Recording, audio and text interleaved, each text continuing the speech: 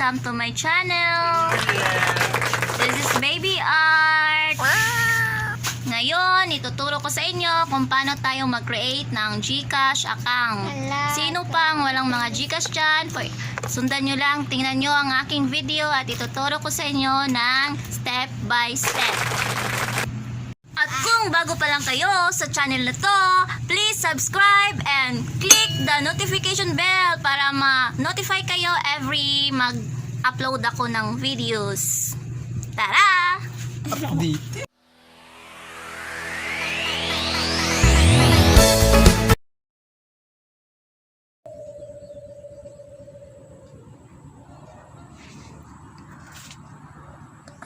Okay. Kailangan connected po tayo sa ating Wi-Fi kasi mag-i-install po tayo ngayon ng GCash application. So, i-open po tayo sa Play Store. Ito po.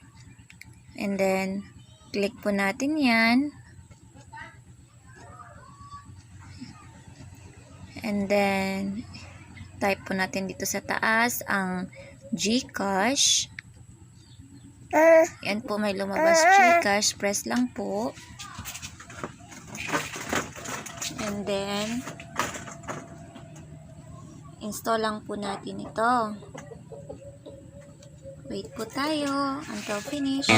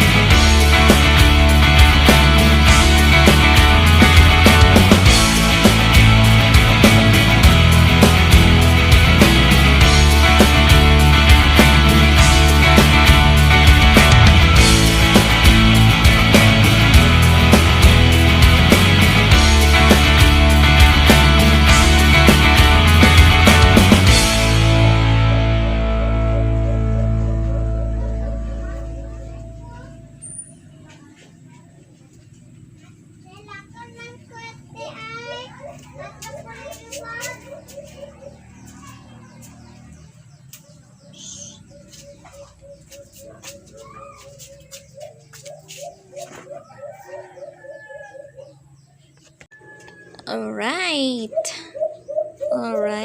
Pwede na po natin i-check sa GCash kung dito na pa. Naka-install na ba siya? Para makapag-start na tayo for creating a new account. Okay, where are you, GCash? My goodness. Ito. Then press GCash. Take note. Kailangan po natin ng internet para makapagpa-open tayo ng GCash. Ito, nakakonect po ako sa piece Wi-Fi namin. Then, okay mo lang. Allow. Allow lang po tayo ng allow.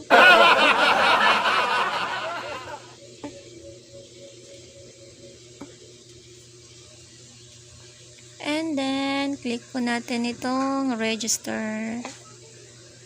And then, type po natin ang number na ating gustong i-register. Yung mga personal number po natin.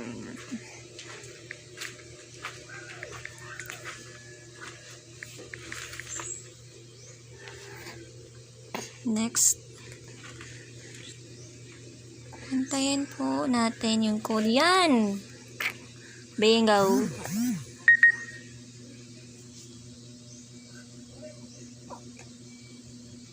Then, ito na. First name, nalagay niyo po ang inyong pangalan. First name po. Okay.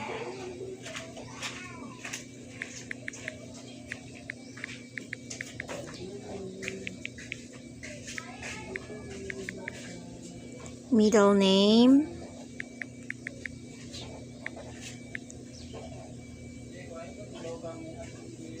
Kung wala po kayong middle name, pwede nyo pong ilagyan ito ng press nyo lang po yan, and I do not have a middle name. Wow! Last name po tayo. And then birthday. Ito. Kailan ba ang birthday mo? Tapos,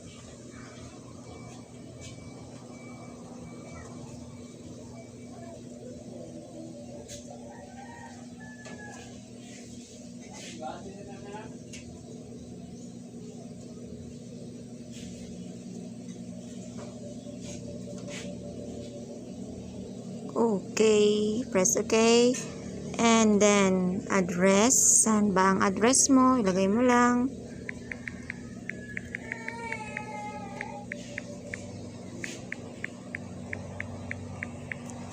And then, email. Kahit kaninong email, basta may email ka po, ilagay mo lang.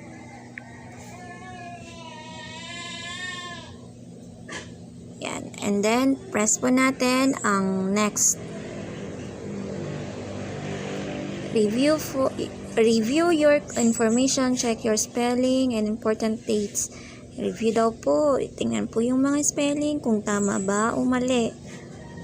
Ayan, check naman tayo lahat. Do you have a referral code? Kung may referral code po kayo, pwede po nating ilagay, or hindi na pwede kasi optional lang naman po ito. This is optional. Kung may referral code, lagay nyo lang po, press nyo lang po ito.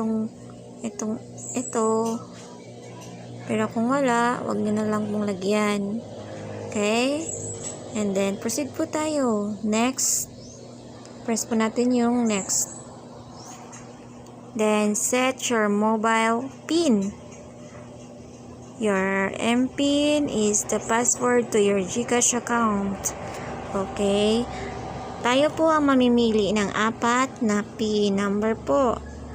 Never share your MPIN with anyone. Tama, wag po natin i-share like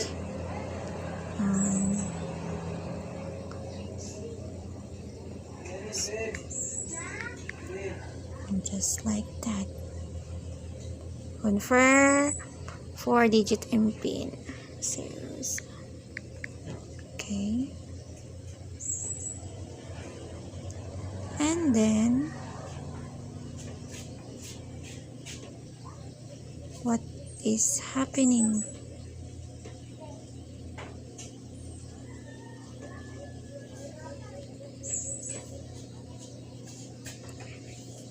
Okay. Bakit ganyan? So, ang gagawin ko is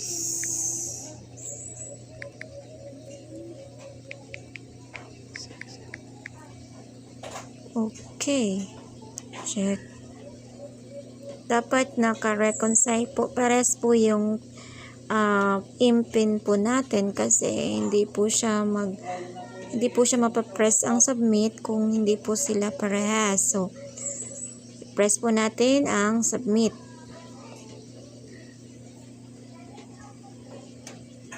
Then, congratulations! We've successfully created your GCash account. Very good. Kanya lang po kasimple. Then, i-click po natin ang proceed. Oops, ito pala. Proceed to login. Press.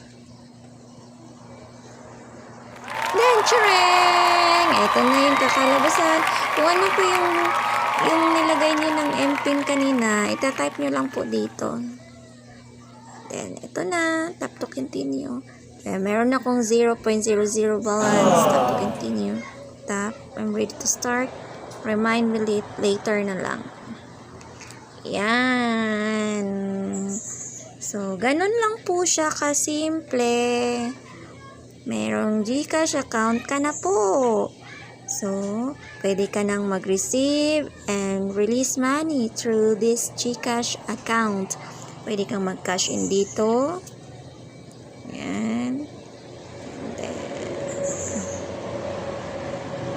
yan. Dami pong pwedeng pag-cash inan. Pwede din mag-cash out, mag-send send money. So, hanggang dito na lang po tayo. Okay. Sa next video po natin, ituturo ko sa inyo kung paano po natin fully verified ang GCash para po makapag-cash out po tayo. Hindi po tayo mahirapan mag-cash out or mag-send money sa via GCash account po natin. Kasi kadalasan po doon po yung mga problema na nararanasan po natin. Hindi po tayo makapag-send money or kahit sa cash in kasi hindi pa po verified yung GCash po natin. So, abangan po natin sa next video ko. I-upload ko po dito. So, bye!